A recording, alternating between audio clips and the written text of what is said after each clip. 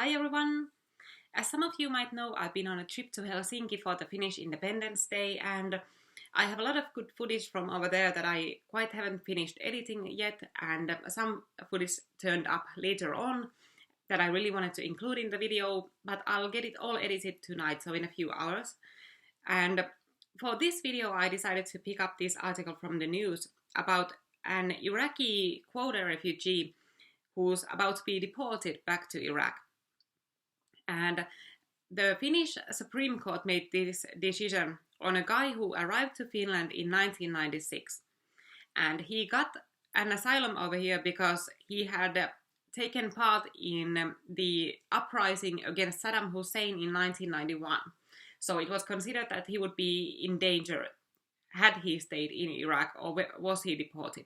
But of course, the situation has changed a lot since then. There's no more Saddam, there's no more Ba'ath Party. And this guy had actually committed a lot of crimes while he was in Finland.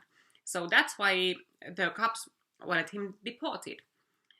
His crimes included, these were all in the same trial. Illegal threat, so basically saying that you will kill someone or something. Attempted assault.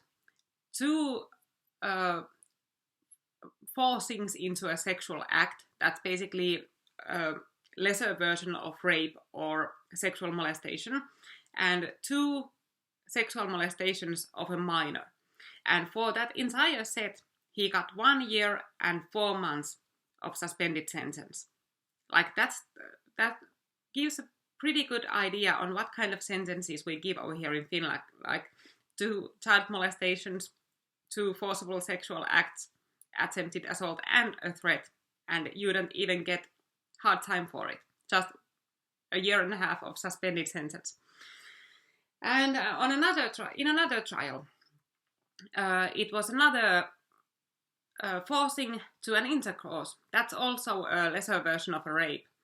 And he got 8 months of hard time for it. And then an attempted rape, sexual molestation of a child, 2 forcings into a sexual act, severe child molestation, and severe rape. And for that entire set, he got 5 years and 9 months sentence. And on top of that, he has lots of tickets for endangering traffic and driving without the driver's license. So that's what he got done while he was in Finland. And someone might say that maybe after the very first sentence for all those threats, assaults, child molestations, you might have wanted to have him deported.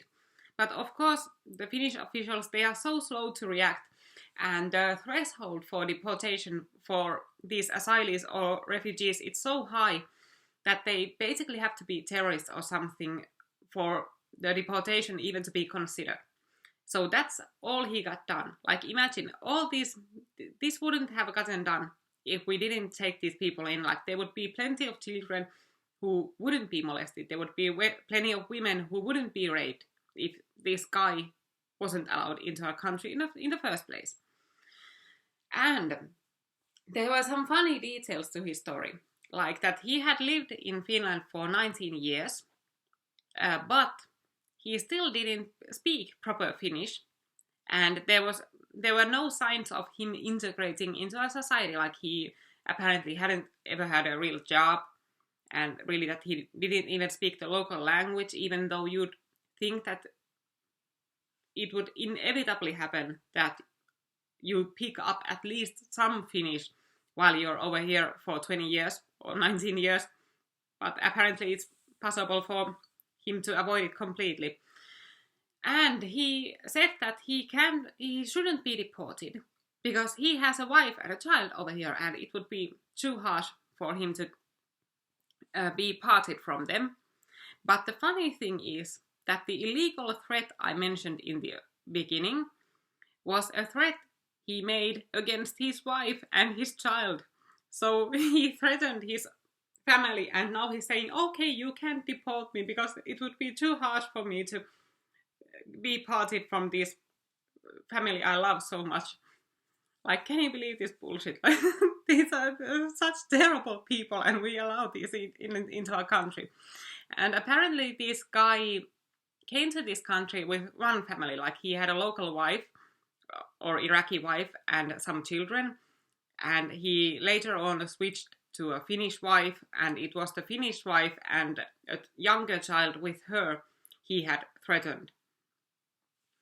And now they are finally getting him deported. Like, imagine that 19 years of this endless, terrible crime spree in Finland, and now it's finally getting done.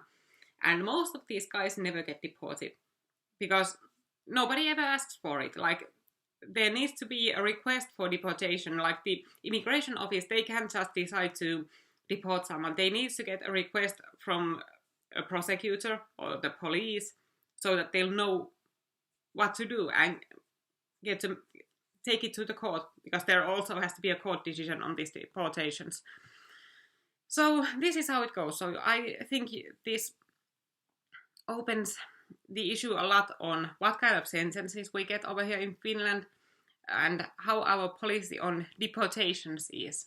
So thank you for listening, and bye.